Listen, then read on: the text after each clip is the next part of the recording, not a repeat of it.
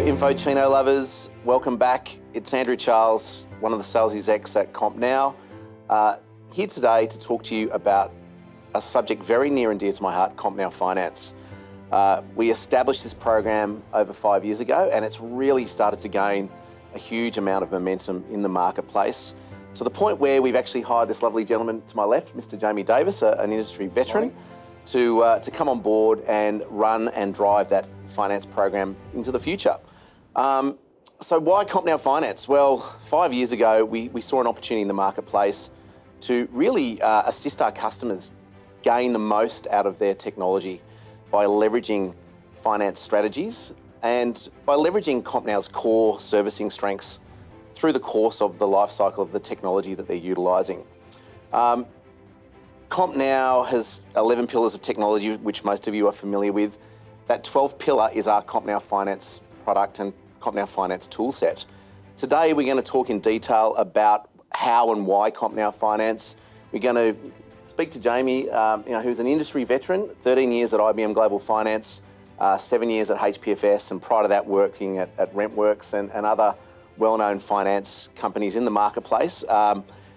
Has a huge background in really understanding and structuring very complex deals. Not that every deal is like that. We work across the market from SMB customers all the way up to enterprise customers. So today we're going to cover why CompNow Finance. We're going to talk about the products that we have that we've set up from scratch. We're going to talk about how to transact with CompNow Finance. And then we're going to talk to you about what happens at the back end with CompNow Finance, which is very different to the way that other financiers work in the marketplace today. So stay tuned, listen attentively, and hang on, because you're going to learn a lot of really interesting things today, and we're going to have a lot of fun talking to you about CompNow Finance. Jamey, what are the core finance products that customers are really looking towards CompNow to help them implement in today's finance market? So thank you, Andrew. We've got master rental finance agreements. We have finance lease. So thank you, Andrew. We've got master rental finance agreements, we have finance leases, we have loan agreements, and we've got this special little product which you've been working on over the last few years, which is device as a service, which I think is key, and we'll talk about that a little bit later. That's great. Well, look, let's start at the top, Jamey. So, the MRFA or MRA, Master Rental Finance Agreement, or Master Rental Agreement, as some organisations, may bring to market.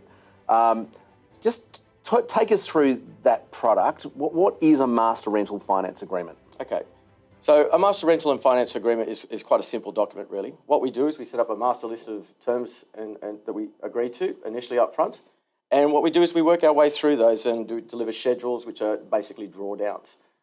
That master agreement doesn't change typically throughout the course of the contract, and the drawdowns get utilised basically as your client wants to actually draw down on a particular project. You may have 50 units on one schedule, you may have 3 units on another. So we tailor the product specifically to our clients at that stage. So Jamey, let's just go a little bit deeper into why a customer would look at a master rental finance agreement and why that product is such a popular product in today's market to assist an organisation to really maximise the true value of the technology over its life cycle. Okay, so the key point there for me is getting the value over the life cycle of that asset. So what you're looking to avoid there from any technology that's sitting in your organisation is technology obsolescence, and that's key. A master rental finance agreement allows you to manage that a little bit better. It forces you to put equipment on schedules that have basically got a predetermined end of life, and then you come along and you actually make sure that you transition those assets out at the end. Now, a master rental and finance agreement will actually do an operating lease and a finance lease. The delta between those two I like to keep nice and simple. An operating lease is basically something that we own during the course of the agreement and that you hand back at the end. Finance lease, a little bit more simple, we own, and then you can take ownership of that equipment at the end of the lease.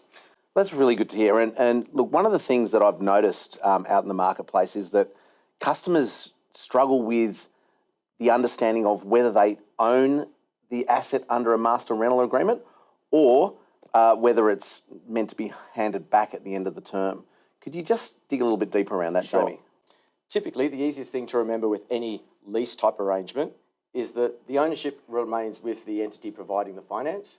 And in this case, we use financiers and we position you with the best financier at the time, or sometimes we'll do the finance ourselves, in which case we own the equipment. That means that at the end of the lease, the equipment has to come back. That's the simple rule of thumb. If it's a finance lease, there's usually a small payment that we actually use to dissolve the contract and pass title back to you. And that's something that we build in and tell you upfront about the contract. So at the end of the term, which is usually anywhere from 12 months to 60 months, what options does the customer actually have? Well, the options are pretty standard. You can continue to rent, obviously. You can obviously return the equipment because that's what you're supposed to do, or you can offer to purchase the equipment. Now, from my point of peace of mind, the worst thing that you can do on any finance arrangement is get the term wrong. So we like to structure through negotiations with you and discussions, understanding your business, and really detail what we think is the best term for that piece of equipment. Then we get the equipment back. And if we're under a master services agreement or we've got requirements to actually put new equipment in, we'll actually put that equipment back in and replace it at the end of the lease. Now, there's a terminology which some of you may have heard of, which is called residual value or future value. What impact does a residual value or future value have in a master rental finance agreement?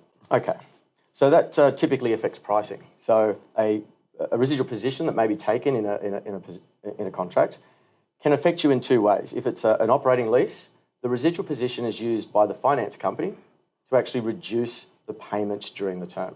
And that's kind of key, and that's why you do it. Because you can actually end up in a situation where the cost price of, let's say, $1,000, and then you have your rental price, which can come in a little bit less than that. So you'll actually pay less for owning that or using that equipment over that period. And I think the terminology, for any CFOs or any financial controllers listening to this info Chino this morning is implicit rate. So usually that implicit rate can end up being potentially negative if the term is short enough and the residual value allows you to wash out the realised interest rate. Do you want to comment on that a little bit more, Jamie? Yeah, I mean, interest rates are very important. Obviously, interest rates are very low at the moment. Let's face it, they're historically low. But our residual investment in that equipment is still high.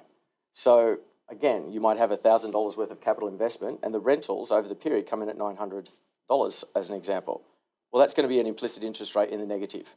So we can sit down and work out all types of transactions. Now, if it's a finance lease and we organise for a residual position to be paid at the end for you to take ownership, that's a little bit different. That means that we can't reduce the rate. We can reduce the rate during the term, obviously, but then there's that hurdle that you have to get over at the end.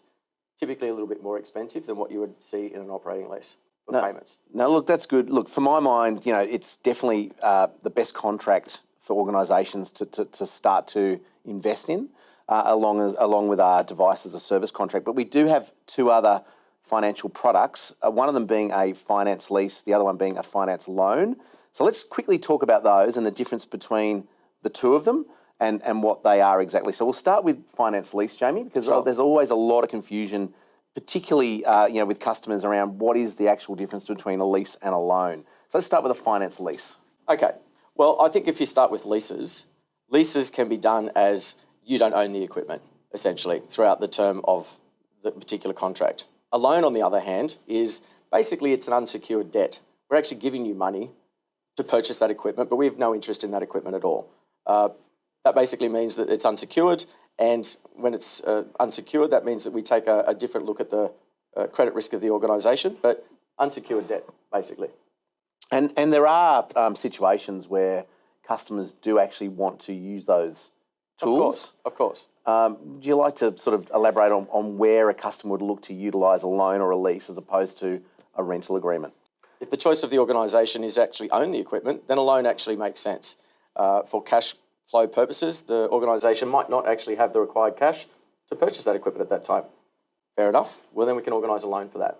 If ownership's not an issue and there's more impetus to actually change that hardware over at the end, you're going to lean a little bit more towards an operating lease or a finance lease, given the requirements at the end of that transaction that make you think about whether or not you want that asset to remain in your organisation. Yeah, look, I think that's a really interesting remark. Given that cash is so cheap at the moment, Jamie, why would someone use CompNow Finance if they had lots and lots of cash? I get asked that question all the time. I know you do. I do. That's why I'm asking you now. Yes.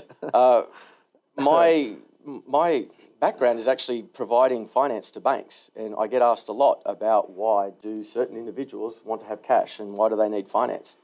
Look, everybody needs finance, just at different times of their organisation. If your organisation's growing, you need access to additional sources of capital. You may have traditional banking lines. You may have cash. as a store.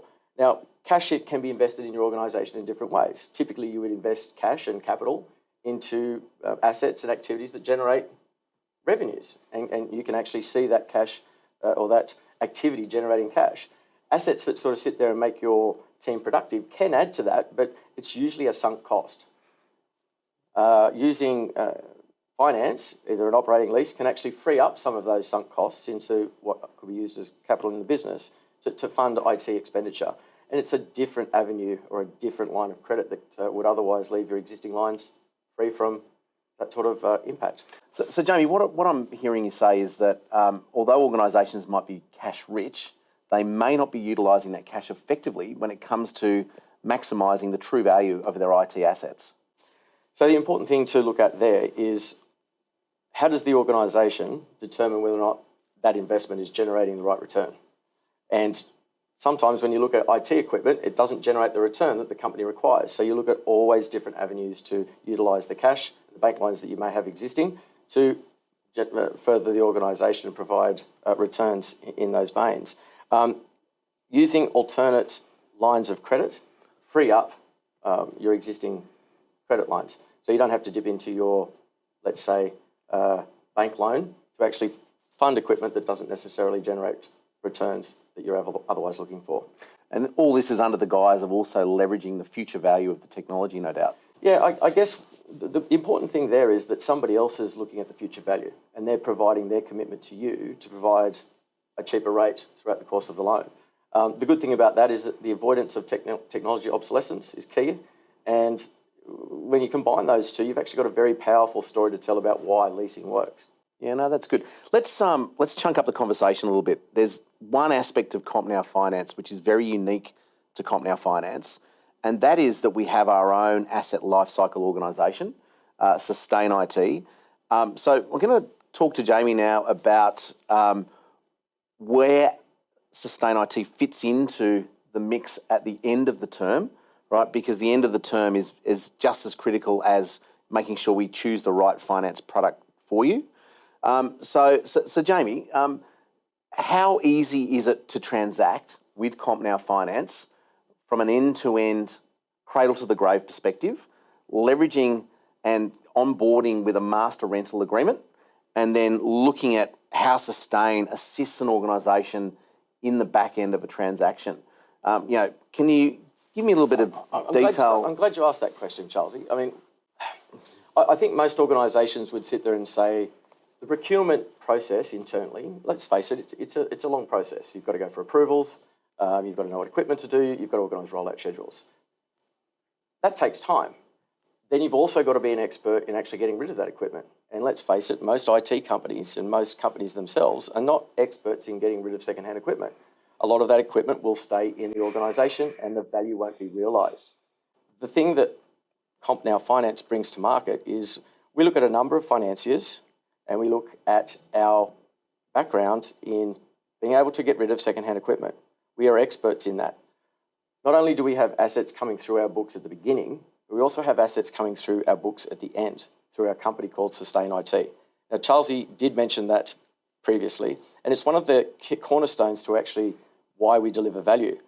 That organisation can actually look at your existing portfolio from just a simple Excel spreadsheet, list of the assets, and give you money for that equipment. And that is key, regardless of whether or not you actually use finance. But what we do is we take a purchasing arrangement that's occurring at the moment where you talk to our sellers about how do we actually get these assets managed and on the floor. We actually then take your existing equipment and price that. We combine that then with an operating lease or a finance lease catered to your needs.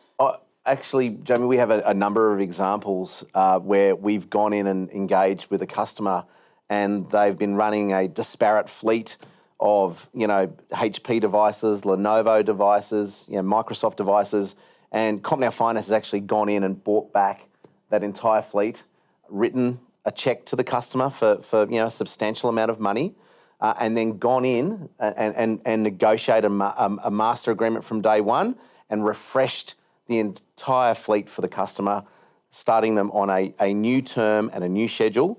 And this is very appealing to a lot of organisations for a number of reasons. But But not only that, and this is a really good segue, Jamie, into I think our most important contract and a very modern contract, and that is what's known as device as a service. And more and more organisations are really looking at this seriously now as a way to get maximum operational efficiencies from managing their entire portfolio of mobile assets, of Apple assets, of PC-based assets. So, Jamie, let's talk about device as a service and why, in your opinion, it's such an important product for organisations when it comes to maximising the life cycle of their assets. I think I said previously that one of the danger areas for leasing is the end of term and getting that wrong. Device as a service enables us to take your hardware that you're looking to refresh, combining it with a managed service that we actually pride ourselves on and are experts in, and putting that into one contract and providing you a complete end-to-end solution, which is delivery of hardware, delivery of a service over a given time, and at the end of that time, we sit down and actually work with you to refresh that equipment. So there's no issues associated with having that equipment at the end, unless it's pre-agreed, of course, but we take that pain away. Managed service with leasing combined under a device as a service. It's the key way to go. And look, I must admit, it's taken CompNow 30 years of being in business to develop the infrastructure to be able to support device as a service. Jamie, look, what are the key parts of the device as a service contract, and how easy is it for a new organisation to be onboarded with one of those contracts and all the services supporting them? Okay, this might get a little bit technical, but please bear with me. It's not as technical as it sounds. What we do is we take the benefits of a master lease agreement and we take the benefits of our master services agreements and basically combine those two agreements together. We get the benefits, obviously, of the leasing and of the services being tied into one contract. So the administration is a nice, easy one to relate to straight away. Then we provide, obviously, fixed pricing throughout the term of the contract for both the managed service and the leasing. And obviously, again, tailoring that to be over the period for which the asset provides a useful life in your organisation. So the advantage for the customer then, from what I'm hearing from you, is that they, every month or every quarter, receive one bill from CompNow for that all-inclusive contract. Yeah. So there's no working with extra financiers. There's no working with CompNow and then getting another arrangement from somebody else or a payment for a request for an invoice from somebody else. You actually get, as Andrew indicated, a CompNow invoice. So again, we'll sit down with you leading up to the delivery of the hardware. We'll negotiate the contract with you, set in stone for those 3 years. Obviously, the managed service may change throughout the term of our engagement with each other. But I think the important thing is that individual schedules can be drawn down and then they get billed individually from CompNow. And it's interesting, folks, we've done quite a number of these now, and one of the things that I'm seeing out in the marketplace is that once we implement a device as a service agreement, and that can be for not just devices, it can be for infrastructure as well.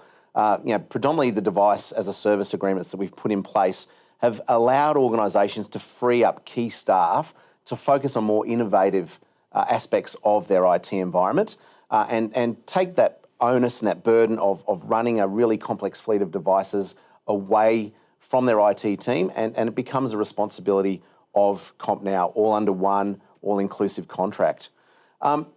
Jamie, what happens at the end of the term in a device as a service agreement? As you know, we've mentioned the end of lease is quite important.